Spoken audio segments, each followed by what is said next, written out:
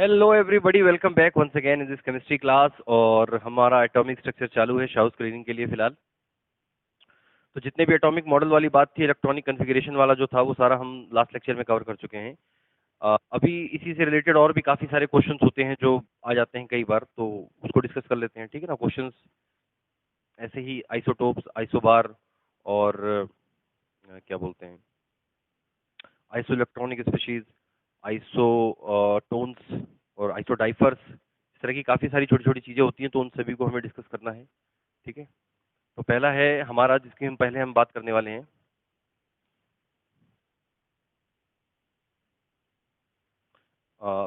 Isotope isobar की बात हमने लास्ट टाइम की थी, फिर भी एक बार देख लो। आइसोटोप्स, आइसोबार दोनों को एक बार में ही समझेंगे। सबसे पहले आइसोटोप आइसोबार असल में एलिमेंट होते हैं, ठीक है ना। ये ऐसे एलिमेंट है, आइसोटोप मतलब ऐसे एलिमेंट्स जिनका एटॉमिक नंबर को किससे रिप्रेजेंट करते हैं, जेड से। एटॉमिक नंबर जेड होना चाहिए सेम, और एटॉमिक मास को रिप्रेजेंट करते हैं हम लोग ए से, होना चाहिए डिफरेंट। बात समझ में आई ना। तो आइसोटोप्स ऐसे एलिमेंट होते हैं जिनका एटॉमिक नंबर सेम होता है और एटॉमिक मास अलग होता है, ऐसे एलिमेंट को बोलते हैं हम लोग आइसोटोप्स। क्लियर। तो अब आगे, जैसे कि, और आइसोबार इसका जस्ट अपोजिट हो जाएगा। आइसोबार ऐसे एलिमेंट है जिनका एटॉमिक मास ए सेम है और एटॉमिक नंबर जेड डिफरेंट है। और आपको पता है, एक बात समझो, अगर एटॉमिक नंबर डिफरेंट हो, अगर किसी चीज का मान लो एटॉमिक नंबर डिफरेंट हो, दो एलिमेंट है, दोनों के एटॉमिक नंबर डिफरेंट है, तो इसका मतलब यह है कि दोनों अलग एलिमेंट है। They are different element. Isotopes होने का मतलब हो गया कि वो एलिमेंट ही अलग है, वो एलिमेंट सेम नहीं है। और आइसोटोप होने का मतलब हो गया कि एटॉमिक नंबर सेम है, और एटॉमिक नंबर सेम होने का मतलब सेम एलिमेंट ही है। एलिमेंट तो सेम ही है, वो नाम उसका सेम ही रहेगा, बस उसका वो बदल जाएगा केवल। कहने का मतलब ये है, उसका मास बदल जाता है केवल। और आइसोटोप बनते किसकी वजह से हैं, एक बात ये भी ध्यान रखना, न्यूट्रॉन्स की वजह से। न्यूट्रॉन्स के नंबर की वजह से चेंज होते हैं। कभी भी आइसोटोप्स में, किसी भी आइसोटोप्स में इलेक्ट्रॉन और प्रोटॉन हमेशा सेम होंगे, ठीक है ना। अगर दो एलिमेंट आइसोटोप हैं, जैसे मान लो कार्बन के 3 आइसोटोप होते हैं, एक होता है C12, एक होता है C13, एक होता है C14। तीनों में इलेक्ट्रॉन और प्रोटॉन बराबर है, जितने इलेक्ट्रॉन इसमें सेम, प्रोटॉन भी सेम, सिर्फ न्यूट्रॉन फर्क है। इसी तरह से हाइड्रोजन के 3 आइसोटोप्स हैं, 1s1, 1s2, 1s3।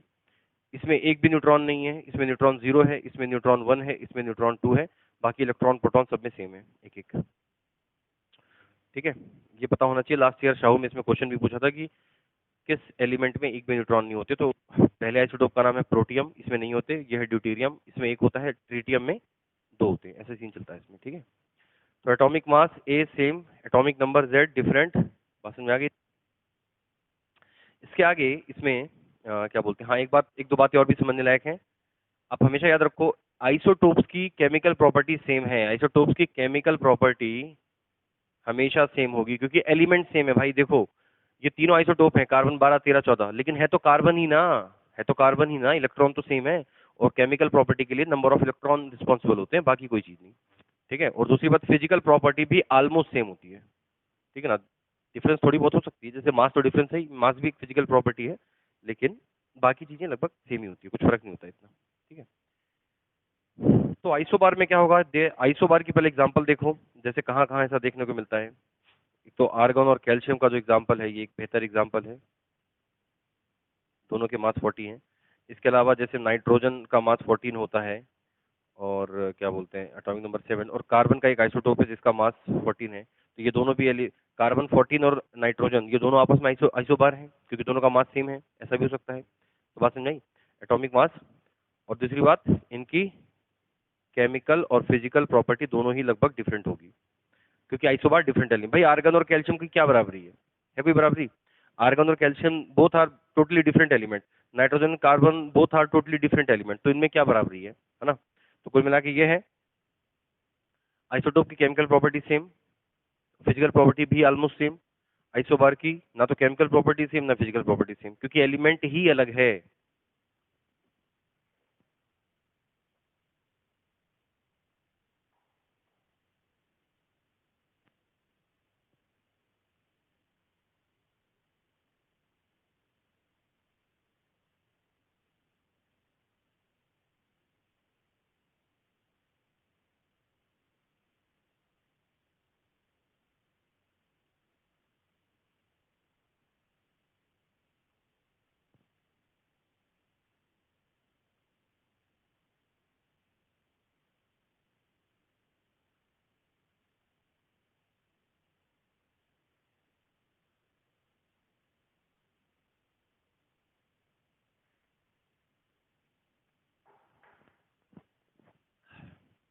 इसके बाद एक हमारी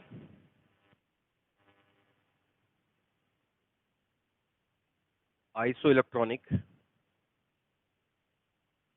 स्पेशीज, आइसो इलेक्ट्रॉनिक स्पेशीज। ठीक है, क्या है इसका मतलब, आइडिया होगा लोगों को। आइसो इलेक्ट्रॉनिक स्पीशीज का मतलब ऐसे स्पीशीज, अब वो स्पीशीज कुछ भी हो सकते हैं, वो एलिमेंट भी हो सकते हैं अलग अलग, वो आयन भी हो सकते हैं, वो कंपाउंड भी हो सकते हैं, वो पॉलीटॉमिक आयन भी हो सकते हैं, वो कुछ भी हो सकते हैं।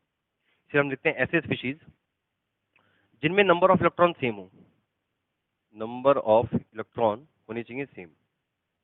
क्लियर?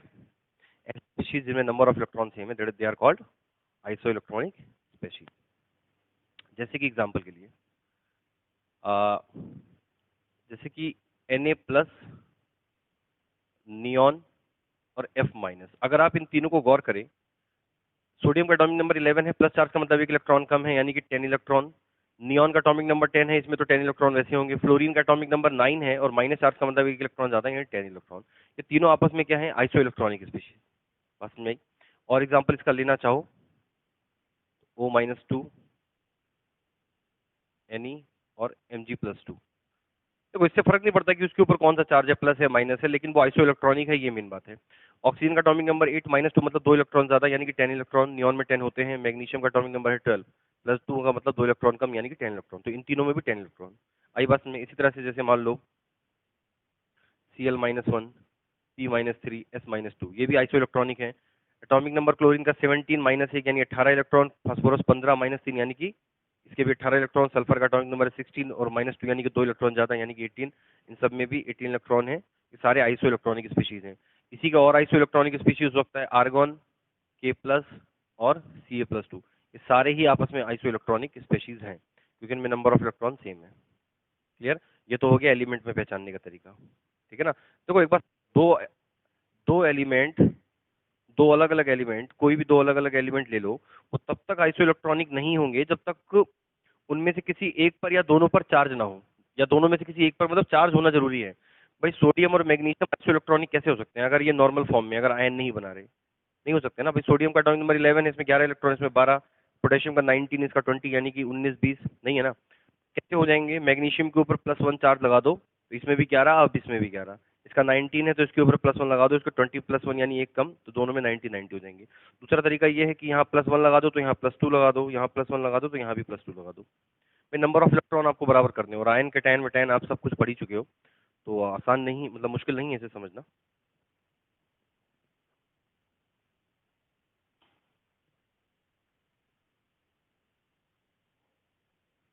ठीक है, इसके अलावा हम आयंस में, पॉलीएटॉमिक आयंस में या कैटायन में भी इलेक्ट्रॉन ढूंढ सकते हैं।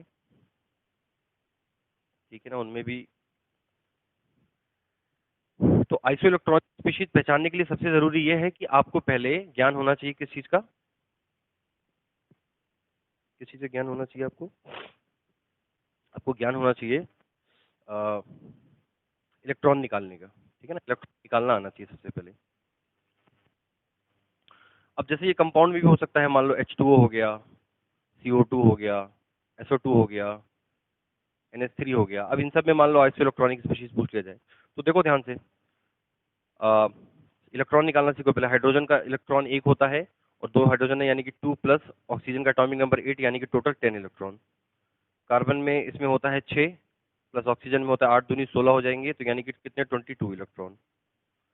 सल्फर डाइऑक्साइड में सल्फर का एटॉमिक नंबर है 16 और ऑक्सीजन का है 8 दूनी 16, यानी कि 16, इसके अंदर टोटल है 32 इलेक्ट्रॉन।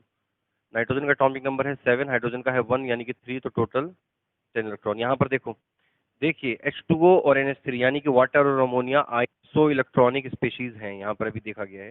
10 इलेक्ट्रॉन इसमें भी है, 10 इलेक्ट्रॉन इसमें भी है। तो कंपाउंड में भी आ सकता है, लेकिन सबसे इंपॉर्टेंट ये है कि तुम्हें इलेक्ट्रॉन निकालने आने चाहिए पहले। जब इलेक्ट्रॉन निकाल लोगे उसके बाद आगे की बात होगी कि आइसो इलेक्ट्रॉनिक है कि नहीं है, क्या है।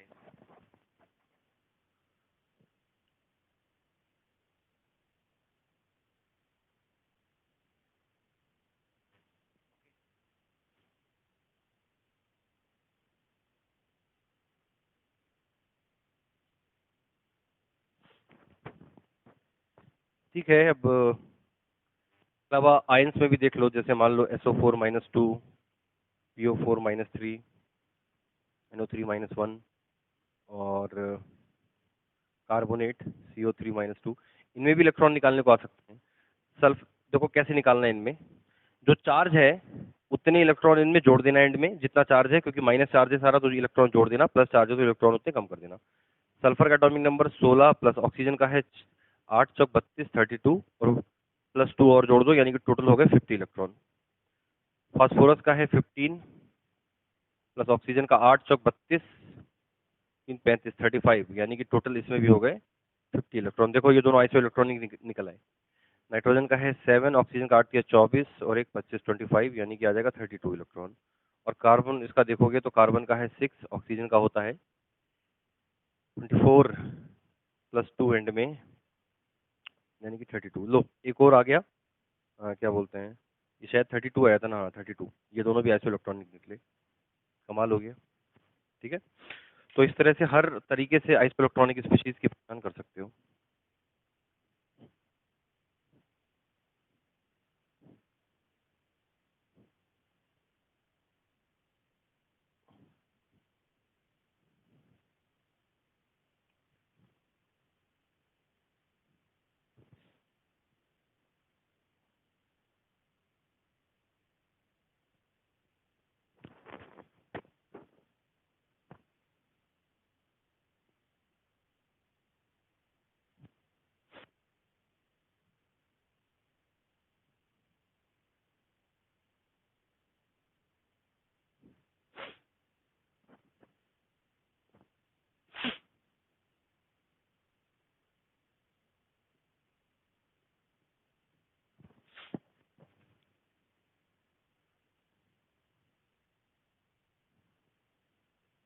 ठीक है, इसके बाद एक होता है आइसोटोन्स।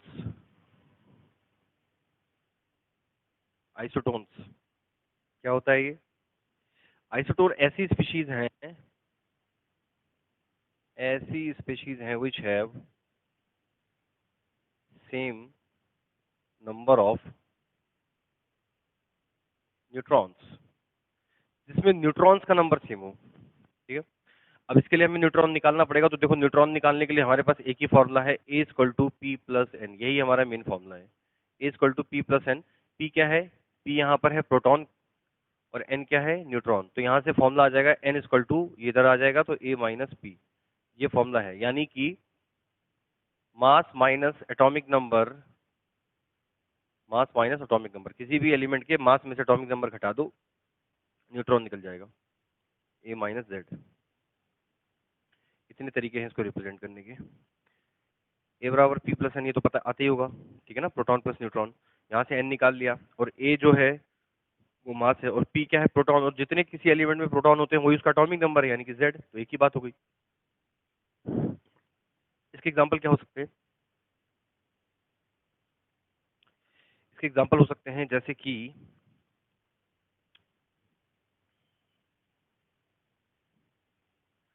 C14 और 6 और ऑक्सीजन 16 और 8।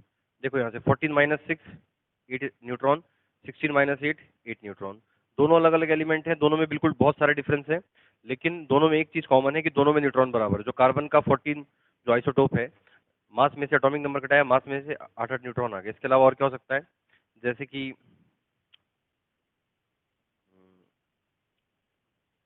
क्लोरीन का होता है 37, एक क्लोरीन 37 होता है, एटॉमिक नंबर है 17, और कैल्शियम 40 20।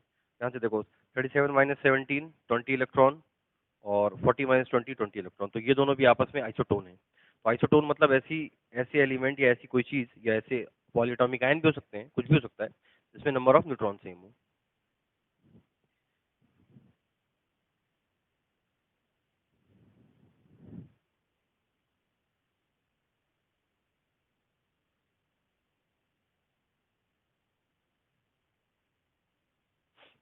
ओके,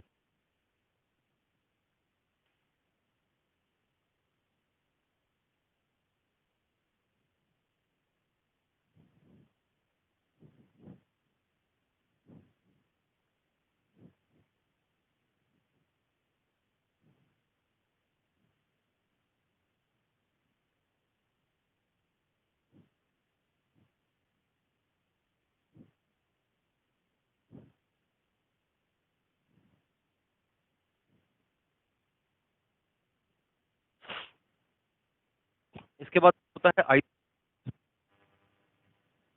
ये बड़ी अजीबोगरीब सी चीज है लेकिन होती है, ठीक है।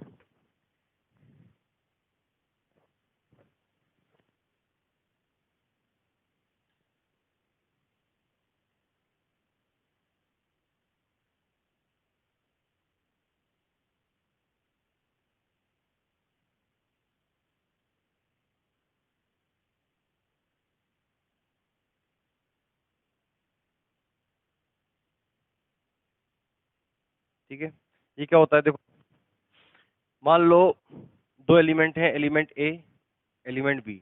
अब इसमें इलेक्ट्रॉन प्रोटॉन न्यूट्रॉन तो होंगे ही होंगे। तो ऐसे दो एलिमेंट जिनमें प्रोटॉन और न्यूट्रॉन का जो डिफरेंस है, प्रोटॉन और न्यूट्रॉन का जो डिफरेंस है, इसमें भी प्रोटॉन और न्यूट्रॉन का जो डिफरेंस है वो सेम हो। थोड़ा कॉम्प्लेक्स बात है लेकिन समझो, देखो क्या मतलब इसका। आइसोडाइफर डाइफर की मीनिंग हो गया कि जैसे दो अलग अलग एलिमेंट है, सपोज करो इस एलिमेंट में मान लो यहाँ पर 50 प्रोटॉन और यहाँ पर 60 न्यूट्रॉन। मान लो ये एलिमेंट है, इसके न्यूक्लियस में 50 proton 60 neutron. Neutron generally proton से ज्यादा ही होते हैं, ठीक है ना। किसी भी एलिमेंट में देखोगे इलेक्ट्रॉन प्रोटॉन न्यूट्रॉन में, तो जनरली न्यूट्रॉन ज्यादा निकलते हैं। शुरू के एटॉमिक नंबर 15-20 तक ऐसा नहीं होता, लेकिन जैसे जैसे एटॉमिक नंबर 20 के आगे जाते रहोगे, जितना ऊपर जाओगे उसमें देखोगे कि नंबर ऑफ न्यूट्रॉन बढ़ जाते हैं, ठीक है ना, नंबर ऑफ न्यूट्रॉन बढ़ते जाते हैं। तो इसमें इस तरह से है। मान लो ये एक एलिमेंट है जिसके अंदर क्या बोलते हैं 65 प्रोटॉन और 75 न्यूट्रॉन, ठीक। ये दो एलिमेंट हैं, एक में है 50 प्रोटॉन 60 न्यूट्रॉन, एक में है 65 प्रोटॉन 70। ये दोनों अलग अलग एलिमेंट है, मान लो एलिमेंट ए और ये है एलिमेंट बी। लेकिन ये आइसोडाइफर है या नहीं, इसका पता ऐसे चलेगा कि आप प्रोटॉन और न्यूट्रॉन का डिफरेंस देखो, तो 60 माइनस 50 यानी कि कितने, डिफरेंस कितना है 10। यहाँ पर भी देखोगे 75 माइनस 65 यानी कि 10। तो एक हिसाब से मान लो n माइनस पी, ठीक है ना, प्रोटॉन और न्यूट्रॉन का जो डिफरेंस है। और अगर मान लो प्रोटॉन ज्यादा है तो फॉर्मूला हो जाएगा p माइनस n। इससे फर्क नहीं पड़ता, माइनस प्लस का चक्कर नहीं रहेगा यहाँ पर। जो ज्यादा है उसको कम, उससे कम वाले को मतलब घटा दो और जो आएगा वही मतलब वही नंबर होगा। तो प्रोटॉन और न्यूट्रॉन का डिफरेंस अगर दो एलिमेंट में बराबर है देन दे आर आइसोडाइफर। यहाँ पर भी प्रोटॉन न्यूट्रॉन का डिफरेंस 10 है, यहाँ पर भी प्रोटॉन न्यूट्रॉन का डिफरेंस 10 है, that's why they both are isodiaphers. तो आइसोडाइफर भी इस तरह की चीज होती है, तो इसके बारे में भी आइडिया होना चाहिए कि ऐसा भी कुछ है, ठीक है।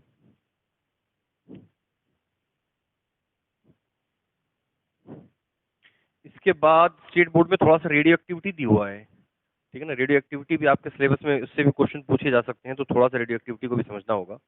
हमारा वो सब चिल्लर चीजें तो हो गई सारी, अब जरा एक बार रेडियो एक्टिविटी देख लो, ठीक है ना। 9th स्टेट बोर्ड की बुक है, उसमें सब्सटेंसेस कॉमन यूज चैप्टर है, आप उसको पढ़ोगे तो वहां पर विस्तार में ये देखने को मिलेगा। रेडियो एक्टिविटी क्या है, सबसे पहली बात, रेडियो एक्टिविटी का मतलब हो गया ये एलिमेंट का फिनोमेना है, यानी कि ये फिनोमेना किसी ना किसी एलिमेंट में पाया जाता है, ठीक। हर एलिमेंट में नहीं, कुछ एलिमेंट के अंदर पाया जाता है जिनका न्यूक्लियस जिनका न्यूक्लियस अनस्टेबल है। ऐसे एलिमेंट जिनका न्यूक्लियस अनस्टेबल है, ठीक, ऐसे एलिमेंट जिनका न्यूक्लियस अनस्टेबल है। अनस्टेबल न्यूक्लियस का मतलब यह है कि नंबर ऑफ न्यूट्रॉन ज्यादा है प्रोटॉन से, ठीक है ना।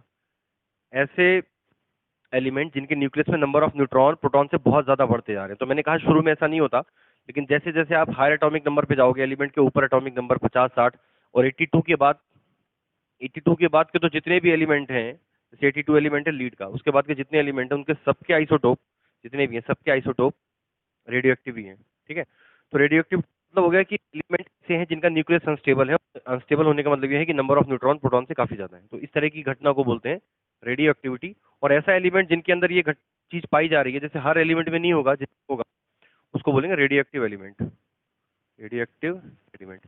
अगर बात किया जाए रेडियो एक्टिविटी की यूनिट क्या है, तो क्यूरी, ठीक है ना, curie is the unit of radioactivity. और जनरली यही है, क्यूरी ही इसकी मतलब इकाई है। इसके अलावा रेडियो एक्टिविटी में क्या होता है, देखो जब न्यूक्लियस अनस्टेबल होता है तो न्यूक्लियस के अंदर से रेडिएशन निकलती हैं। रेडिएशन कैसी होती है, अल्फा, बीटा और गामा, ये 3 टाइप की रेडिएशन उसमें से आती हैं, ठीक है ना। भाई न्यूक्लियस अनस्टेबल है, स्टेबल नहीं हो पा रहा, तो अपने अंदर से अल्फा बीटा गामा इस तरह की रेडिएशन निकालता है। अल्फा पार्टिकल है, बीटा भी पार्टिकल है, गामा सिर्फ रेडिएशन है, गामा कोई भी पार्टिकल नहीं होता। क्लियर। इसके बाद अल्फा बीटा गामा को थोड़ा सा कंपेयर अगर किया जाए हल्का सा कि क्या है इनकी इनकी कहानी, तो अल्फा बीटा गामा में ये देखने को मिलता है,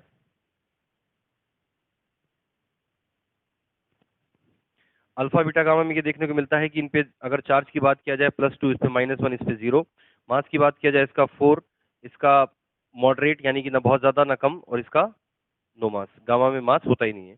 इसके बाद एक होती है पेंट्रेशन पावर, कोई चीज मेटल फॉयल को कितना ज्यादा पेंट्रेट कर सकती है, तो सबसे ज्यादा हाई पेंट्रेशन पावर इसमें होगी हमारी गामा की।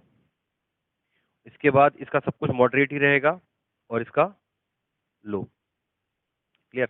इसके बाद एक और चीज होती है आयोनाइजेशन पावर, यानी कि कोई पार्टिकल या कोई भी रे एलिमेंट को आयोनाइज करती है क्या, यानी कि उसके ऊपर चार्ज ला सकती है, तो बिल्कुल ये सबसे ज्यादा हाई इसमें होगी अल्फा में, ये इसमें मॉडरेट होगा, इसमें तो सब कुछ मॉडरेट ही रहता है, और इसमें नो, यानी कि गामा रेज जनरली किसी चीज को आयोनाइज नहीं कर सकती। ठीक है, तो ये छोटी मोटी बातें हैं जो पता होनी चाहिए रेडियो एक्टिविटी के बारे में। इसके अलावा एक चीज और है जो शाहू के इम्पोर्टेंट व्यू से जरूरी है, वैसे तो वहां पे नहीं दिया हुआ है उसमें, लेकिन आजकल क्वेश्चन बाहर से पूछ ही लेते हैं वो लोग।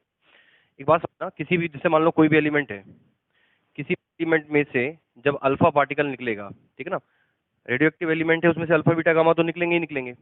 अगर किसी भी एलिमेंट में से क्या बोलते हैं, अल्फा पार्टिकल हमारा निकलता है, तो सपोज करो हमने एलिमेंट का एटॉमिक नंबर मान लिया 100, एटॉमिक मास मान लिया 100, और एटॉमिक नंबर हमने मान लिया, इसको मान लिया 50, ऐसा एलिमेंट है। ठीक है, इसी तरह से क्वेश्चन देता है कि एक्स यहाँ पे देगा, ऊपर जो लिखा है वो मास है, नीचे वो एटॉमिक नंबर है।